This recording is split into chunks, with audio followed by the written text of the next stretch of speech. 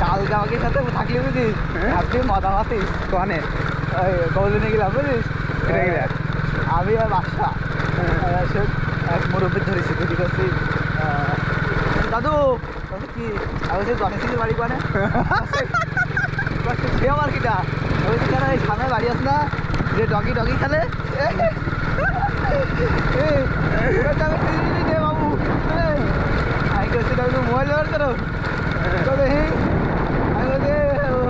আমার নাম আছে তো বলছে না তো বাবা সেটা তো দেখি না আসছিলাম। আরে পরে এলো ছবি বের করি তাই করছি এই লোক করছে না দাদু